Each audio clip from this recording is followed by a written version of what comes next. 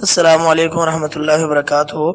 نحمدہ ونصلی علی رسولہ الکریم، اما بعد۔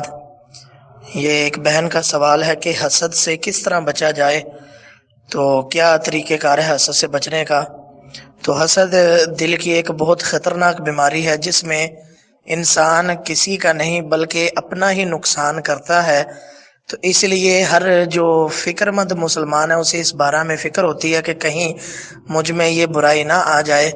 تو حسد سے بچنے کے لیے پہلی بات تو یہ ہے کہ آپ اللہ کے حضور دعا فرمائیں، اور دوسری بات، اگر آپ کو ایسا کوئی معاملہ پیش آنے لگے کہ آپ کو محسوس ہو کہ آپ فلاں شخص سے آپ وہ حسد محسوس کر رہے ہیں، تو فوراً ماشاء اللہ لا قوت الا باللہ یہ پڑھیے، یا پھر اللہم لا مانع لما اعطیت ولا معطی لما منعت ولا ينفع ذا الجد منک الجد یہ پڑھیے۔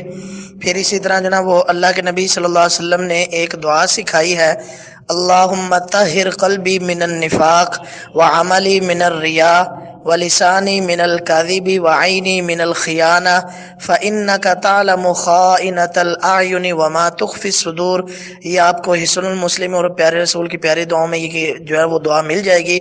اس کے علاوہ نماز فجر کی جو نفلی سنتیں ہیں پہلی دو، ان کے بعد وہ اللہ کے نبی صلی اللہ علیہ وسلم کا معمول تھا کہ آپ دائیں کروٹ لیٹ کر ایک دعا پڑھتے تھے، تو جس میں یہ ایک الفاظ یہ بھی ہیں، اللہم اجعل فی قلبی نورا، اللہم اجعل فی قلبی نورا، اے اللہ میرے سینے میں، میرے دل میں نور بھر دے۔ تو جب نور اللہ تعالیٰ آپ کے دل میں بھر دے گا تو وہاں سے یقیناً حسد اور بغض کا خاتمہ ہو جائے گا۔